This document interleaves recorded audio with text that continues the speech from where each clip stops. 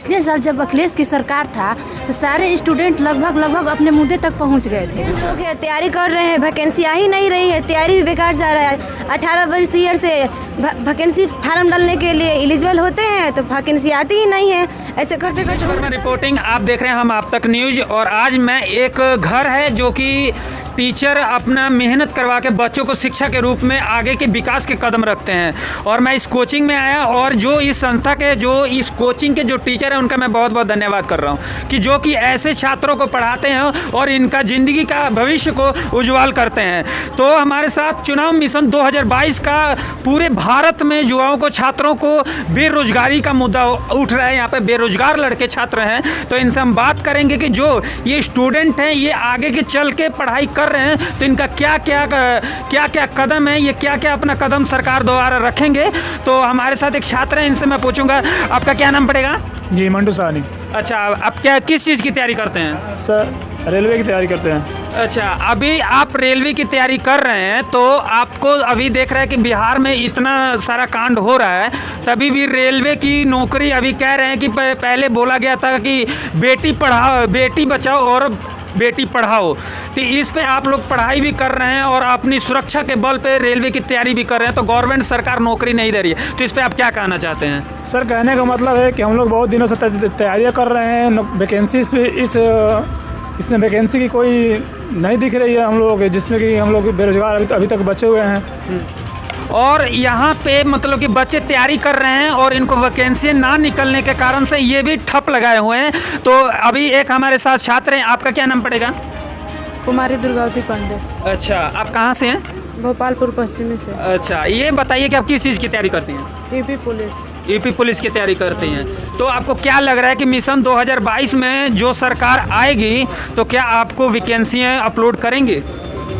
हाँ, बेरोजगार हम लोग चाह रहे हैं। रोजगार चाह रही है। हाँ। जेकर गवर्नमेंट सरकार रोजगार ना दे, इस तरह का अभी देखा गया कि 1.2 करोड़ छात्रों को बेरोजगारी का भी मुद्दा उठ रहा है और पिछली सरकार में इतना बेरोजगारी नहीं दिखाई दी। तो इस सरकार में आप क्या कहना चाहते हैं? इस सरकार में हम लोग ये कहना चाह रहे हैं कि ना बेरोजगार लोगों की। अच्छा, एक बात बताइए, आपको छात्रवृत्ति मिला है इस सरकार में? नहीं है? नहीं।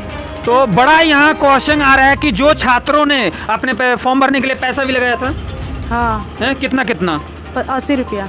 80 रुपये लगा दिए। एक और स्टूडेंट है, इनका मैं नाम पूछूंगा, आपका क्या नाम पड़ेगा? मेरा नाम बबलू पासवान पड़ेगा। अच्छा, आप कौन सी क्लास के स्टूडेंट हैं? हम कंपटीशन का तैयारी करते हैं यहाँ पे। अच्छा, क्या आपको लग रहा है कि मिशन 2022 की जब सरकार बनेगी तो आपको ये रोजगार मिलेगा इस सरकार में?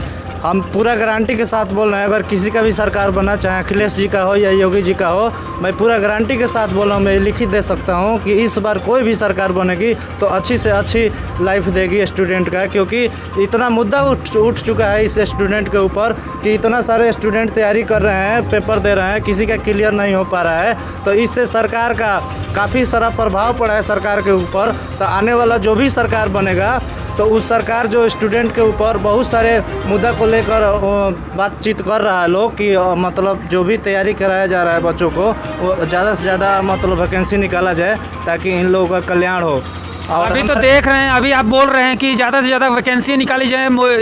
ये हमारे प्रधानमंत्री नरेंद्र मोदी आदित्यनाथ जोगी जी भी ये बात बोले थे कि हम 200 करोड़ की कितने युवाओं को हम रोजगार देंगे। इस पर आप देखिए, बोलने से नहीं होता है ना, बोलने का तो आप कुछ भी बोल कर चले जाते हैं। जब चुनावी मुद्दा आता है तो आप कुछ भी बोल कर चले जाते हैं, झेलना तो हम लोगों को पड़ता है।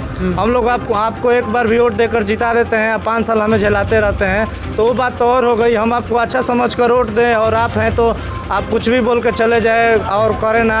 आप देखिए, हमारे यहाँ इतना एजुकेशन सिस्टम हमारे यूपी में इतना ख़राब है कि उसका कहा नहीं जा सकता है। हमारे यूपी सरकार को ये नहीं दिखाई दे रहा है कि हम जो भी सरकार मतलब इतना दे रही है, टीचर सबको इतना सैलरी दे रही है, तो टीचर सब क्या कर रहे हैं वो गांव-गांव में जाके। और आप लोग को भी मैं बोलना चाहूँगा कि आप लोग भी पत्रकार हैं तो आप लोग केवल अपने पीछे भागते हैं कि हमारे मीडिया का कैसे नाम हो। आपको भी देखना चाहिए, आपको भी जागरूक करना चाहिए गांव में जाकर, स्कूल में जाकर कि बच्चों को पढ़ाई हो रहा है कि नहीं हो रहा है, किस स्तर पे हो रहा है।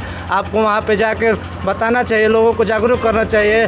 आप सरकार को जागरूक करना चाहिए कि यहाँ पे देखिए ये स्कूल चलता है, सरकारी स्कूल है, यहाँ पे किस हिसाब से पढ़ाई हो रहा है, किस हिसाब से नहीं हो रहा है। आप किसी भी सरकारी स्कूल में जाकर देखिए, वहाँ पे बच्चों को पढ़ाया नहीं जा रहा है। जाते हैं लोग, टाइम पास करके आ रहे हैं, उससे कुछ भी पूछिए उन लोगों को कुछ बता नहीं पाएंगे। आप छोटा सा छोटा मुद्दा उठा के बताइए। अच्छा, एक मेरे को सवाल बताइए, कितने आप स्टूडेंट हैं यहाँ पे?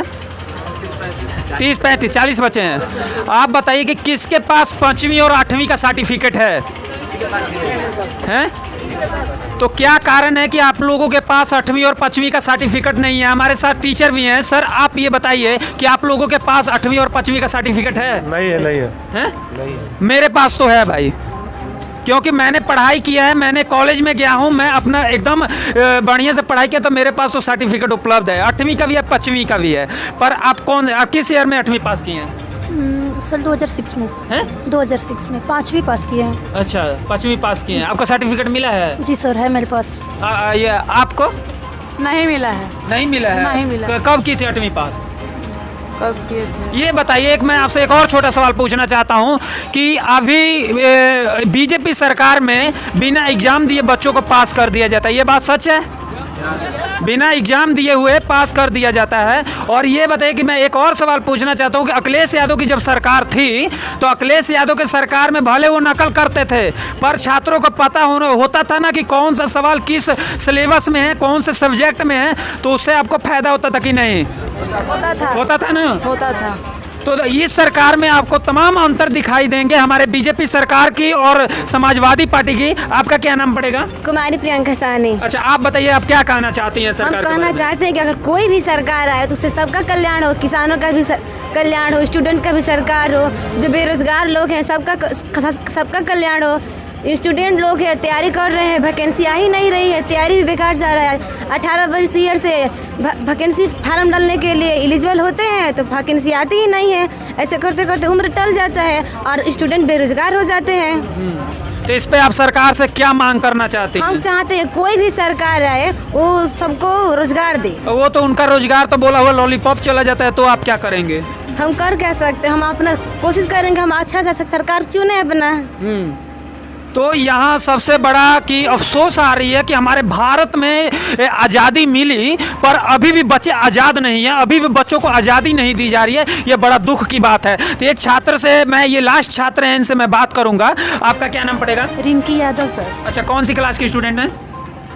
ग्रेजुएशन हो गया है सर। अच्छा, ग्रेजुएशन हो गया। अब किस चीज़ की तैयारी करती हैं? यूपी पुलिस का। यूपी पुलिस की तैयारी करते हैं। ये बताइए, आपको क्या लग रहा है कि मतलब कि अगली सरकार किसकी सरकार की आप मांग कर रहे हैं कि जो आपको नौकरी दे दे? अखिलेश का सर। अखिलेश सरकार की मांग कर रही है। आपको 100% पता है कि अखिलेश आएगा तो वो रोजगार भी देगा और से नहीं तो आगे विकास भी करेगा? Yes sir. आपको 100%। चलिए, मैं नीलेश वर्मा रिपोर्टिंग, जय हिंद।